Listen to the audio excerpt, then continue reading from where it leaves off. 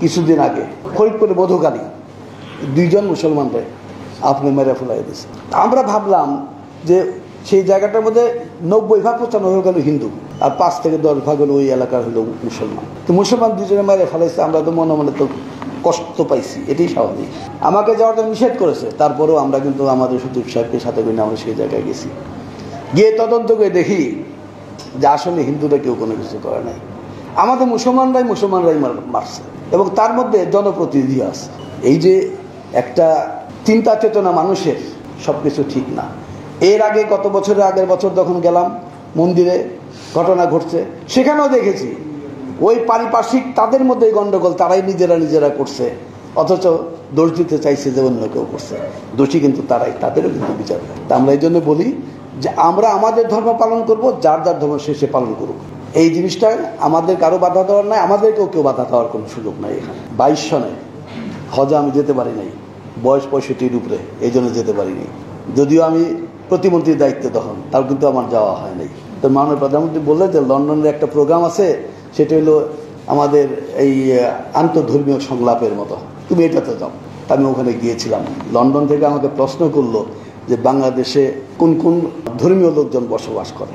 তাই আমি বললাম যে ইসলাম ধর্মের লোক, বৌদ্ধ, খ্রিস্টান, হিন্দু সবাই বসবাস করে। তো কেন আর কেউ করে না?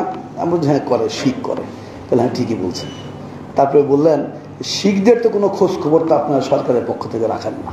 আমি বললাম সরি, আমি কিন্তু শিখদেরকে প্রোগ্রাম দিয়ে আসছি। আমি এখান থেকে যাওয়ার পরে এত তারিখে এতটার সময় তাদের সাথে আমার প্রোগ্রাম আছে। 5 মিনিটের মধ্যে ওনারা এসে আমাকে বললেন ইয়েস ইউ আর কারেক্ট, তুমি তাদের খোঁজ খবর রেখেছ।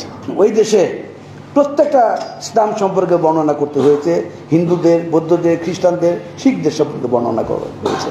এবং এই দেশটা হলো অসাম্প্রদায়িক বাংলাদেশ।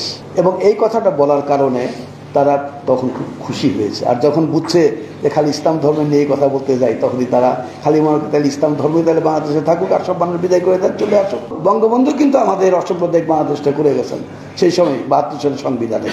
আজকেও সেটাকে টিকিয়ে রাখা হয়েছে, এবং এই জন্যই দেশে মারামারি, হানাহানি, কাটাকাটি হওয়ার কোনো সুযোগ নাই।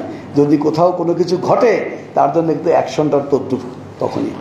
আপনারা জানেন রাসূল পাক সাল্লাল্লাহু আলাইহি ওয়াসাল্লাম যখন বেশ কিছু তার সাহাবাদের নিয়ে বসেছিলেন, পাশ দিয়ে একটা লাশ যাইতেছিল, ঠিক কিনা? তখন রাসূল পাক সাল্লাল্লাহু আলাইহি ওয়াসাল্লাম উঠে দাঁড়াইছিলেন।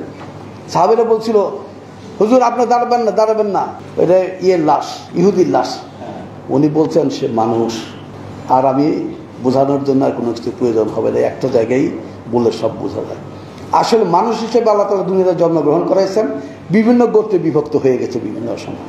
আমরা কারোর প্রতি খারাপ নজরে দেখব না। আমরা চাইব আমার ধর্ম সুলনা বজায় আমি রাখার জন্য চেষ্টা করব, কেউ যেন কোনো হস্তক্ষেপ না করতে পারে। অন্যের ধর্ম আমি আঘাত দিতে যাব না। এবং সেইভাবে আপনারা যদি চেষ্টা করি, অবশ্যই আমরা অনেক বেশি আরও উপকৃত হব, দেশ উপকৃত হবে, জাতি উপকৃত হবে। বাংলাদেশের সুনাম লাল সবুজের পতাকা সারা বিশ্বে কিন্তু তার সুনাম বৃদ্ধি করবে।